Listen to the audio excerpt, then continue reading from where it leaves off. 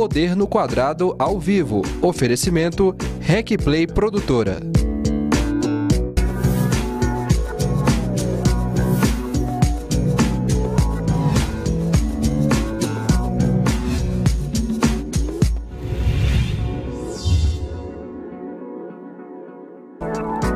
Olá, boa noite. Eu sou Milena Lopes e você está no Poder no Quadrado ao vivo. Como toda segunda-feira à noite, eu estou aqui no estúdio da RecPlay Produtora, recebendo sempre um político, um sindicalista, um representante de entidade de classe, como você sabe. E minha convidada desta noite é a deputada federal Paula Belmonte.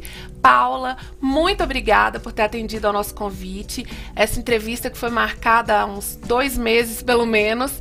Eu estou muito feliz por você estar aqui hoje e quero agradecer mais uma vez assim, a sua disponibilidade e dizer que você tem toda a liberdade agora para cumprimentar os nossos internautas. Boa noite a todos. Primeiramente, que Deus nos abençoe e abençoe você. Para mim é uma grande alegria revê-la, né?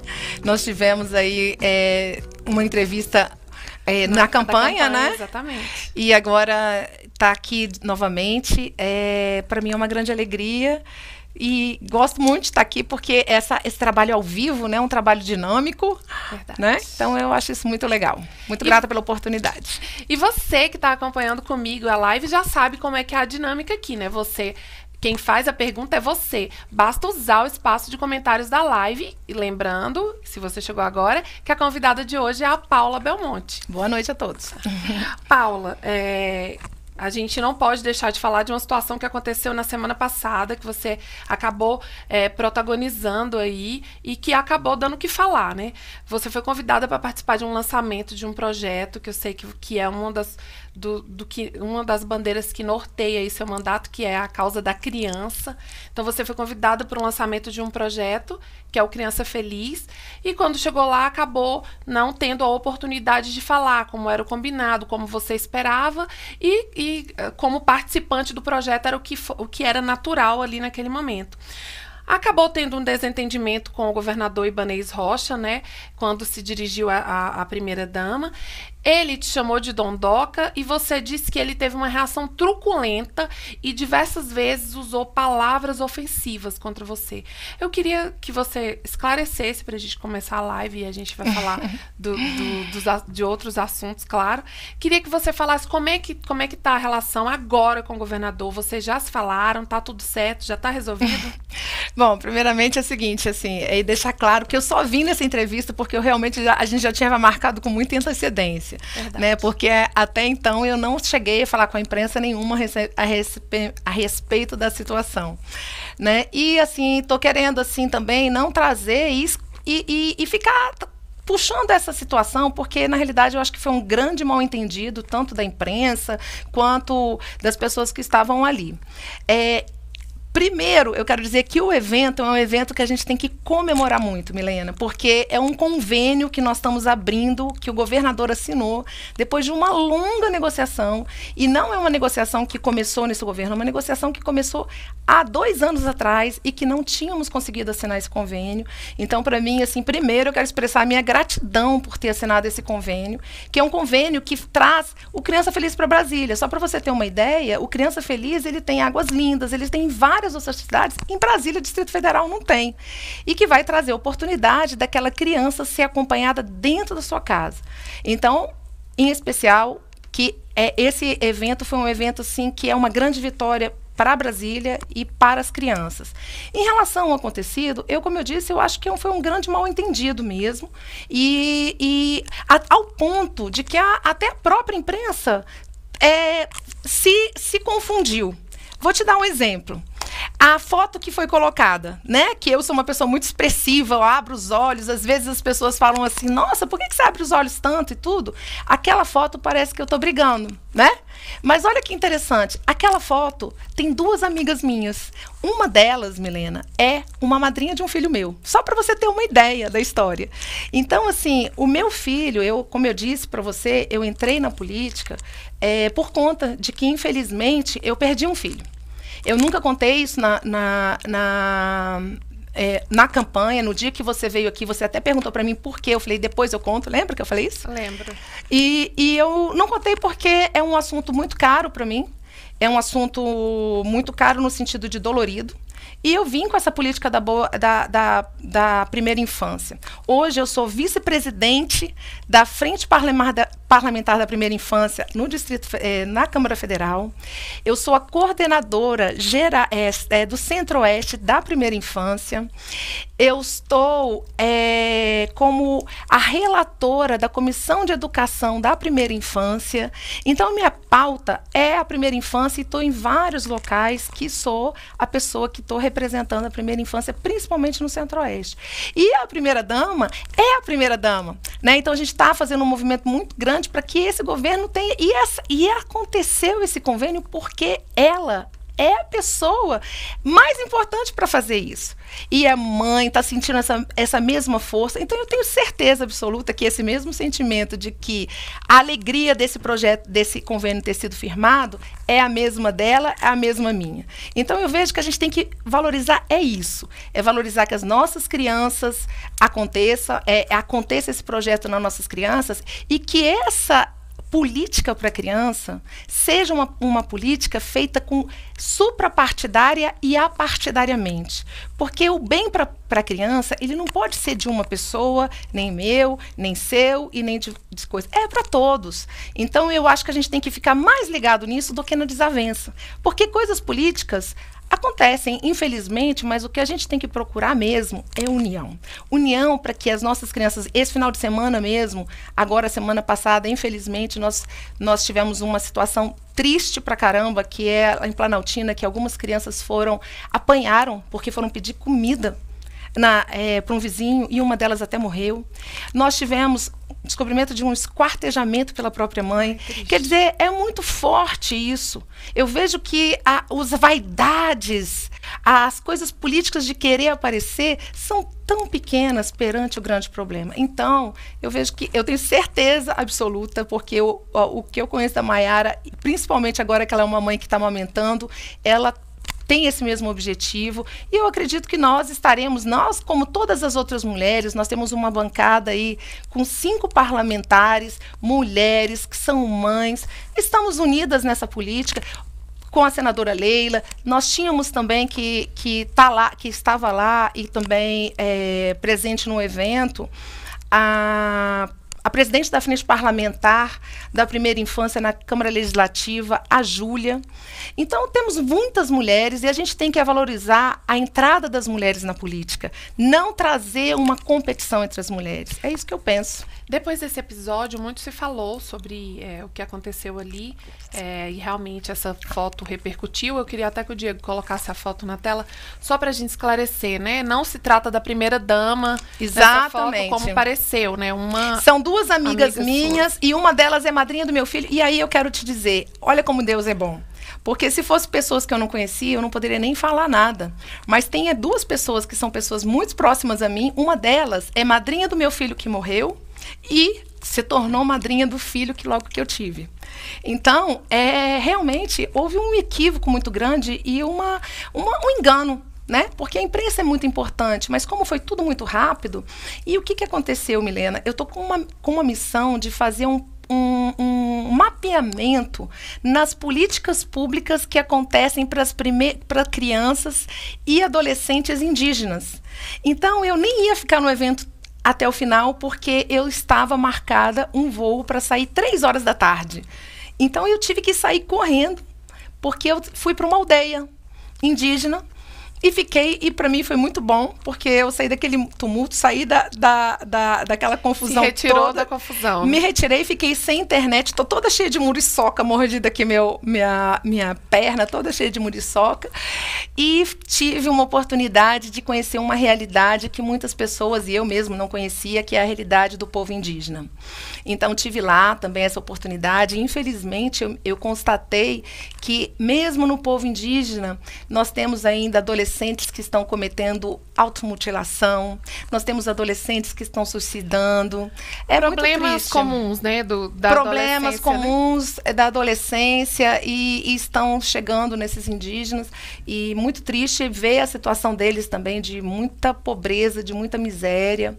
Então, eu comecei fazer esse estudo, mapeamento, e para a gente poder entregar esse trabalho da melhor forma possível.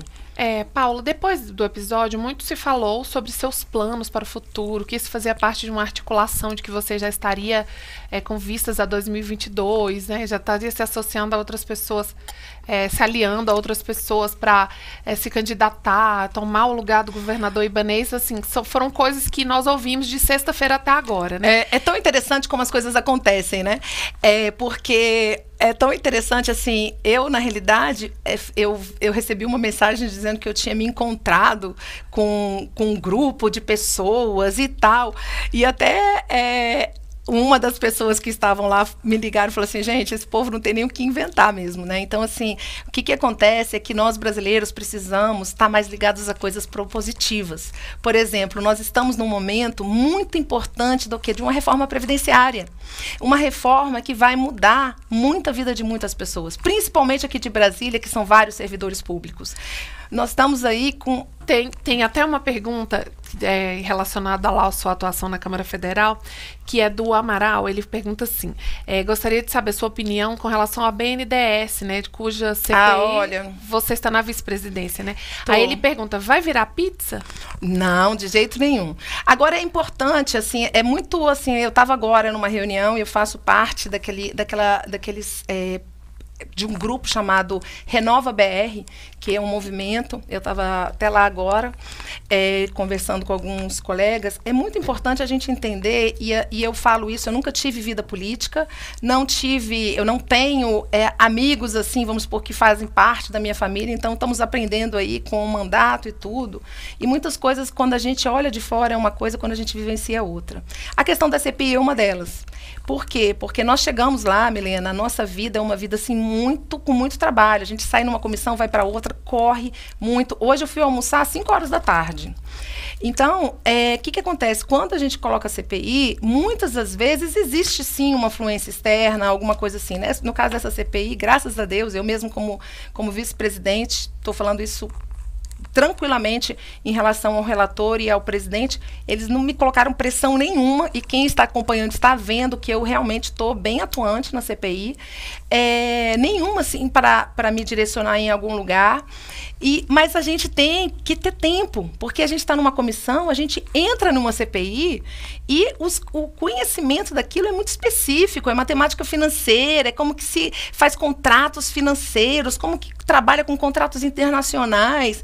Então, se o parlamentar não tiver um momento de dedicação, às vezes não é porque acaba em pizza, é porque realmente nós não temos esse tempo de estudo. Chegou um caminhão de documentos ali dentro. Como que a gente vai analisar aquilo tudo com todas as outras, a vida parlamentar? Então, assim, eu realmente estou me dedicando muito, estou praticamente dormindo 3 horas por dia, porque assim, eu sou mãe, eu sou mulher, eu sou dona de casa.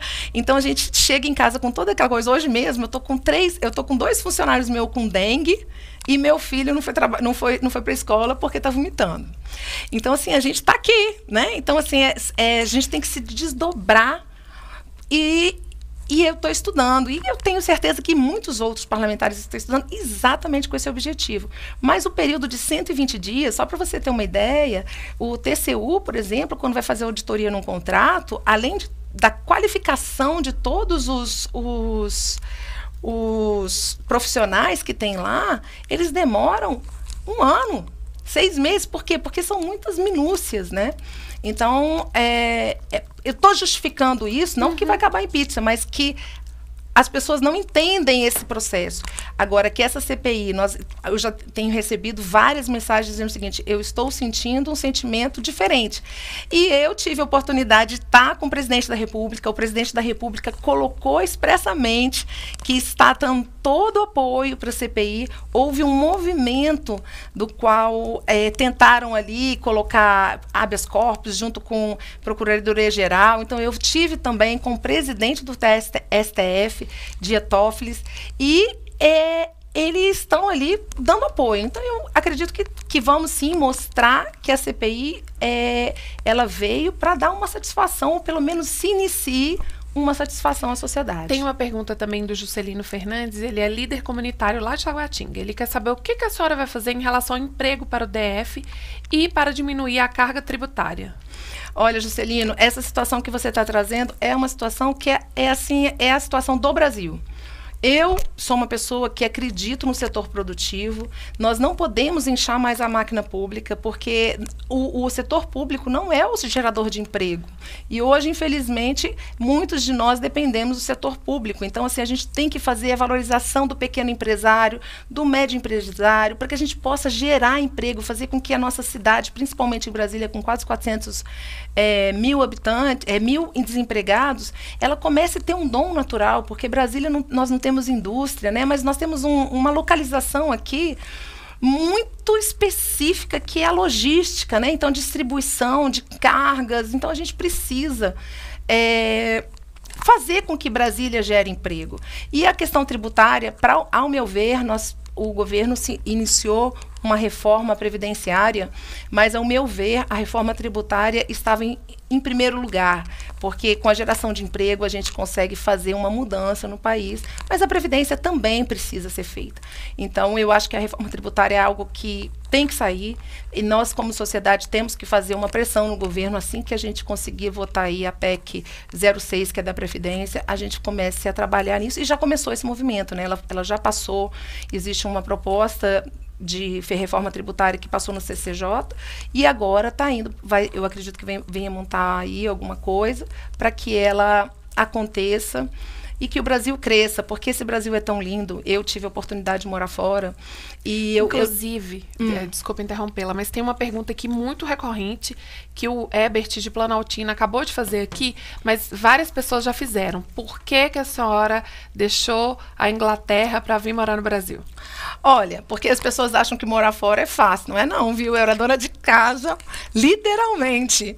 E assim, de cozinhar, de lavar louça, de limpar banheiro, vaso. Era isso, porque lá é muito caro. Só para você ter uma ideia, Milena, 1 hora de uma pessoa para cuidar do seu filho são 25 libras. A libra eu nem sei quanto que tá. 5,50. Então vamos lá, multiplica 25 por 5, né? R$ 125 a hora. Entendeu? Então, assim, por que a gente olha em filme? Isso é muito fácil de constatar. É muito difícil você ver em filme alguém assim... coisa. Então, assim, primeiro eu tive 6 filhos, né? Quando chegou aí o 6º, meu marido falou: não, Paulo, a gente tem que pedir aí para um arrego. E segundo, que nós já estávamos 8 anos, 9 anos quase no Brasil, e a gente queria mostrar para os nossos filhos, assim, eles viverem nisso daqui. E uma outra coisa, assim, que toda vez que as pessoas falam, é uma grande oportunidade de morar fora, porque a gente conhece outra cultura, a gente percebe o compromisso com o social, não é social de coisa, mas é com o outro, uma política fraterna, uma política que realmente a gente pense no outro, independente de partido, independente de ideologia. Mas o Brasil, Helena, eu conheço alguns países do mundo, mas eu posso dizer que esse Brasil é abençoado por Deus, sabe? Esse sol, essa beleza natural, as riquezas naturais do Brasil, é algo assim que a gente tem que começar a nos unir, pegar a mão de um dos outros e falar assim: olha, eu penso diferente, mas vamos cuidar de nós. Vamos cuidar do povo. Tem uma pergunta também bem recorrente aqui, que os internautas querem saber: qual que é a influência do seu marido no seu mandato? Olha, eu acho que algumas pessoas já perceberam que eu sou uma pessoa, assim, que eu tenho uma opinião muito forte, né? Assim, então, assim, meu marido é um homem maravilhoso, é um homem que, assim, graças a Deus, é uma pessoa que me dá muita força, porque eu acho que eu só tô aonde eu tô porque ele tá junto comigo. Eu acredito, sim, no poder da família. Eu sou uma pessoa cristã, eu sou uma pessoa que acredito na família, respeito a família de todos e respeito a minha também. Então, no sentido de que eu vejo que a família, quando a gente tem família, a gente tem uma força, e a força de Deus. Eu acho que não existe nada na vida mais sagrado do que a família. Então, meu marido tem essa força, a força da família. Agora, eu tenho minha opinião, eu já deixei claro isso algumas vezes em relação a isso, e sempre demonstrei isso, e é isso. Eu vejo assim, quando as pessoas falam alguma coisa, eu falo assim, me acompanhe e me fiscalize. Me acompanhe e me fiscalize. Veja o que eu estou fazendo, veja como eu estou demonstrando, veja. E se tiver alguma sugestão, eu me coloco à disposição de escutar. É isso. E aí tem também vários questionamentos aqui, são muitas perguntas, questionando que ele foi o seu maior financiador de campanha. Não foi. E perguntando quanto você gastou na sua campanha. Eu não fui. Primeira coisa, não foi. Eu tenho empresa, eu sou empresária, graças a Deus, bem sucedida. Quem colocou dinheiro na minha campanha foi eu. E uma outra coisa, olha só, é tão interessante, as pessoas, elas reclamam tanto de um político corrupto, né? Mas aí, quando vai colocar uma pessoa que é da sociedade, que quer fazer a diferença, questionam também. Então, eu sou, graças a Deus, uma pessoa que trabalhei, eu estudei na escola pública a vida toda. Graças a Deus, somos pessoas trabalhadoras, que temos, sim, uma condição de poder, sim, doar. E eu doei. Isso não é porque as pessoas... Tem gente que faz assim a conta, quanto que você recebe e quanto que você gastou. A conta não bate, e não bate mesmo. Mas não tem problema, porque o importante é o que eu vou fazer da diferença daquelas crianças. O que eu vou fazer de diferença para o país e mostrar para você, para todo mundo, que nós, sociedade, que acreditamos nesse Brasil de verdade, acreditamos nessa cidade, a gente precisa ir para a política. A gente precisa entender que o nosso voto, ele tem que ser um voto consciente. E peço mais, como eu disse aqui, acompanhe, fiscalize e faça isso com todos, para que a gente possa mudar esse Brasil. Porque muitas pessoas falam assim, a corrupção sempre existiu. Ela sempre existiu, mas a miséria não. E nós temos em Brasília, com 59 anos, pessoas passando fome. Será que nós estamos no caminho certo? Ou será que a gente precisa mudar? A gente precisa dar oportunidade para as pessoas que estão chegando na política e dar essa oportunidade para as pessoas aparecerem, mostrarem o que estão fazendo e fiscalizar. Se não gostar, não precisa reeleger, não é verdade? Paula, antes da gente ir para o intervalo, já são 8 horas e 22 minutos, tem intervalo, mas é bem rapidinho. Eu quero colocar uma foto aqui que o Luiz, que é nosso internauta aqui, leitor, espectador assíduo, Diego, coloca na tela, por favor, pediu para eu colocar e te agradecer, porque a senhora assinou um abaixo-assinado, deixa eu ver o que é mesmo, um abaixo-assinado em apoio a práticas integrativas, entre elas a acupuntura, e ele tá... Foi hoje, eu tava, inclusive, no gabinete de uma grande amiga minha. E aí ele tá falando que ele fez várias intervenções. Luiz, muito grata. Que a acupuntura também pode ser aplicada para criança, enfim. Então, Luiz, tá aí a foto. Luiz, só para ser testemunha aqui, meu filho está nessa situação que eu estou te falando, e tem uma pessoa muito querida minha que trabalha conosco há 30 anos, está internada. Infelizmente, nós tivemos 21 casos, eu até acho que sexta-feira, não sei, tomara que não tenha aumentado, mas de mortes aqui por conta da dengue. Eu tenho uma pessoa que está desde sábado com as plaquetas diminuindo, e hoje descobriram que um outro funcionário também, mas não precisou, graças a Deus, ficar internado. Eu pedi para um amigo meu, que é um acupunturista maravilhoso, para que ele pudesse ir lá atender essas pessoas. Eu acredito, sim, que é uma forma também de trazer a saúde para as pessoas, e conte com o meu apoio. Diego, então podemos chamar o intervalo? Então são só 60 segundos, 1 minutinho só, é o tempo que você vai levar para escrever sua pergunta aqui para Paula Belmonte, que é minha convidada dessa noite. Obrigada. Não sai daí, em 1 minutinho só.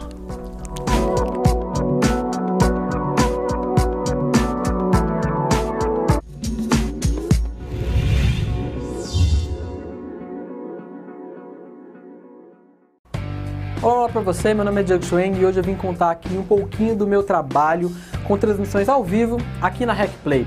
Bom, esse aqui é o nosso estúdio, onde a gente consegue fazer lives profissionais multiplataforma. O que é isso? A gente consegue transmitir tanto para o Facebook como para o YouTube ao mesmo tempo, o que dobra as chances de você conversar com seu público, independente da plataforma que ele tiver.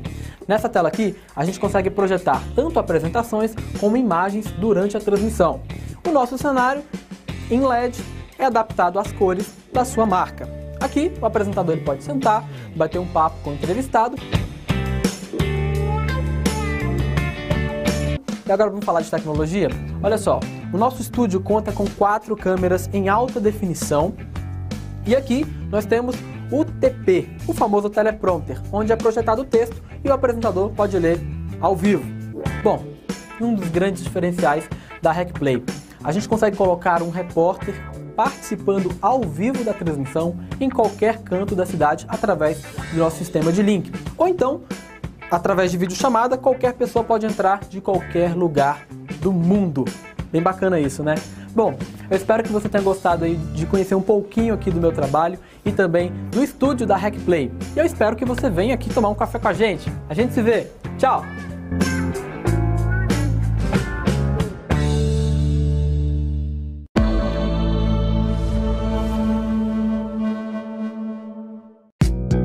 Poder no Quadrado ao vivo. Oferecimento RecPlay Produtora.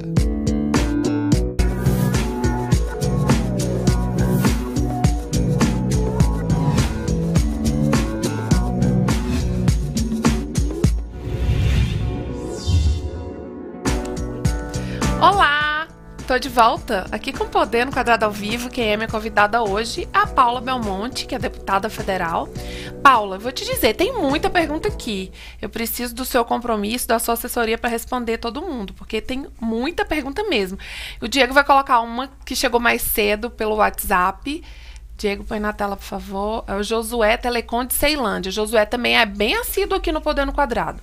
Boa noite, deputada. Seja bem-vinda ao Poder no Quadrado. Olha aí, já é parte mesmo da equipe. Estamos pedindo socorro na saúde, na segurança, na educação. O que a senhora está fazendo para mudar essa situação de abandono pelo governo ibanês? Já está na hora de a senhora se manifestar contra tudo isso, não acha? Josué, nome bonito, né? Josué. Josué, grata pela sua oportunidade. Eu não agradeci o Luiz também. O Luiz estava com uma amiga minha, foi uma coincidência, nós nos encontramos, eu estava saindo desse gabinete e ela estava lá, que é uma amiga minha que quando eu trabalhei com 16 anos, a gente trabalhou no mesmo local. Então, a gente tão legal, assim, a gente reencontrar as pessoas, então também quero falar. Bom, eu vejo, assim, que a saúde realmente está delicada. Eu tenho feito visitas aos hospitais. Inclusive, assim, eu tive assim, no hospital de Braslândia, que na sequência foi fechado. A situação está muito delicada em relação à dengue, e não só a dengue, mas todo o sistema de saúde.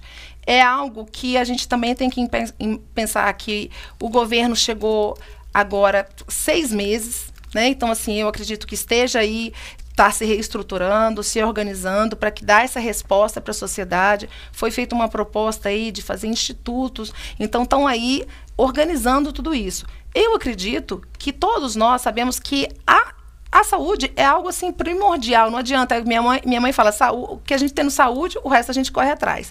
Então, eu vejo que a gente tem que sim olhar, tenho feito essas visitas, vou continuar já fazendo essas visitas e a gente precisa fazer uma pressão para o governo, mas eu acho que penso que nesse momento, eu acho que está nesse período de reestruturamento para que ele mostre o resultado. É isso que eu penso. Paula, o que a gente tem ouvido muito é que as pessoas reclamam do descumprimento de promessas, né? O governador acabou, na época da campanha, ele recuou ele fez algumas promessas e quando tomou posse, recuou de alguma delas. Uma delas é o próprio Instituto Hospital de Base, enfim. Eu sei que você anda muito pelas ruas, tem uma agenda bem intensa. O que você tem ouvido das pessoas, assim? Que as pessoas são impacientes, né? O que as pessoas querem? Quem está no hospital quer resposta rápida. Não é resposta rápida, é imediata, né? Não é rápida, é imediata, exatamente. Porque a saúde está aqui, né? A fome está aqui, né? Então, eu vejo, assim, que é importante a gente fazer o seguinte, é pensar exatamente o que está acontecendo no Brasil, e não é só em Brasília, é no Brasil inteiro. Nós estamos numa crise. Nós estamos numa crise e que se a gente não der uma resposta rápida de âmbito federal e âmbito distrital e nos estados, nós temos vários estados que estão totalmente, não tem dinheiro para pagar.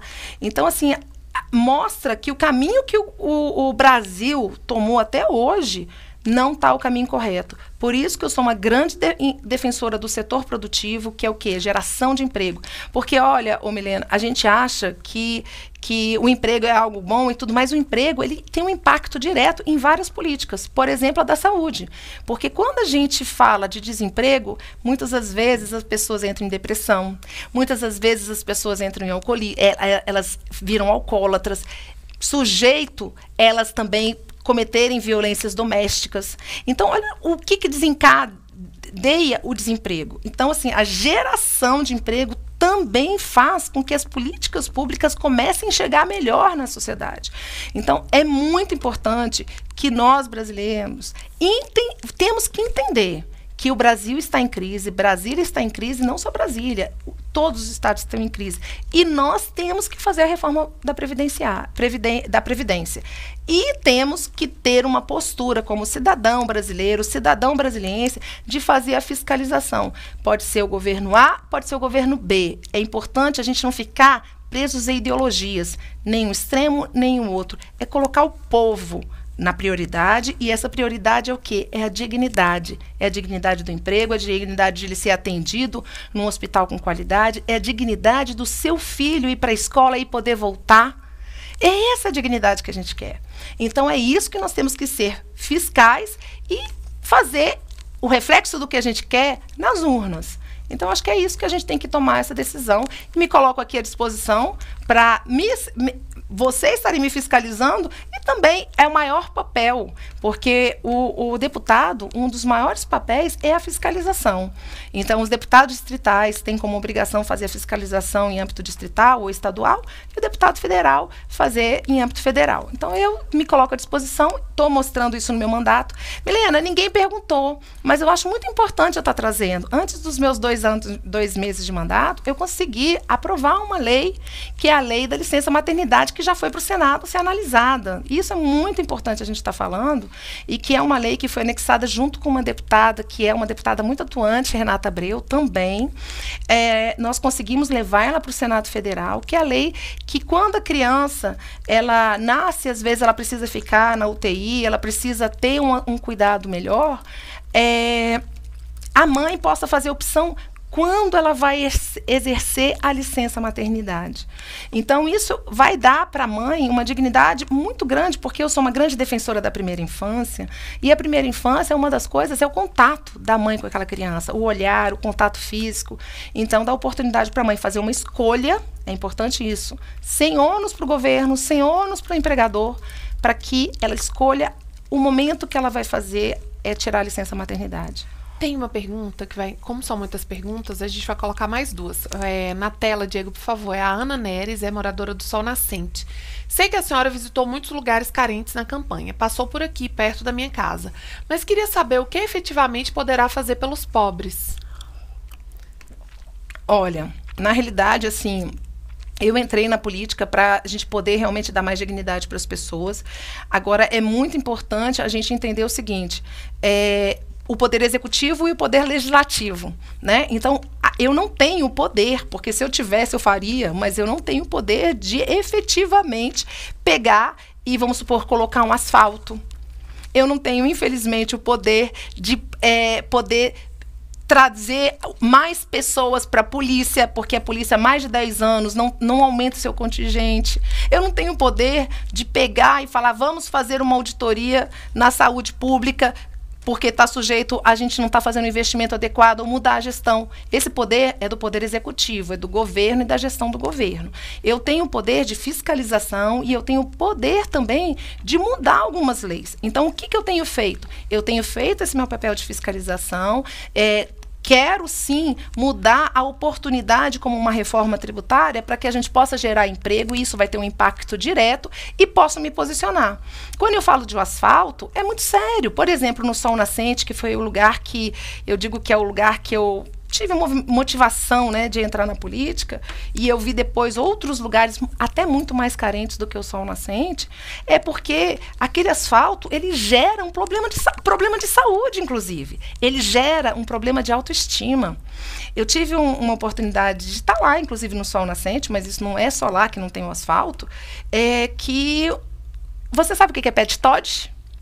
Sei, sabe? Sei. Pois é, quem não sabe, eu vou explicar. E isso, no primeiro momento, quando eu ouvi, me chocou muito. Que é o quê? São aquelas crianças que chegam com pés sujos de barro, que são conhecidas como pet Todd. E o que é aquilo? Aquilo já mostra para a criança que ela já se sente diferenciada. É o primeiro bullying. Então, olha só, o asfalto mexe na autoestima, o asfalto mexe na viabilidade de um transporte ter um desgaste menor. O asfalto diminui as crianças e os adultos com problema de respiração. É uma política pública. Mas, às vezes, infelizmente, no Brasil, nós vimos aí as construtoras, e eu estou na CPI do BNDES, muitas das vezes utilizando a construção para meios de corrupção. Diego Então vai isso. colocar na tela mais uma pergunta, que é uma pergunta aqui recorrente na live. É a Josane de Santa Maria quer saber. Ela fala, o seu marido é tão bem sucedido, por que você deve 2 milhões, 2,4 milhões Pois de é, impostos? mas eu não devo. Se vocês olharem lá no site, está dizendo o seguinte, é uma informação e que não pode ser usada legalmente, judicialmente. Por quê? Porque eu não devo. É isso, eu não devo. As pessoas colocaram isso porque, infelizmente, a política ainda precisamos amadurecer um pouco. De vez a gente ficar perdendo tempo em detonar a imagem do outro, a gente devia construir.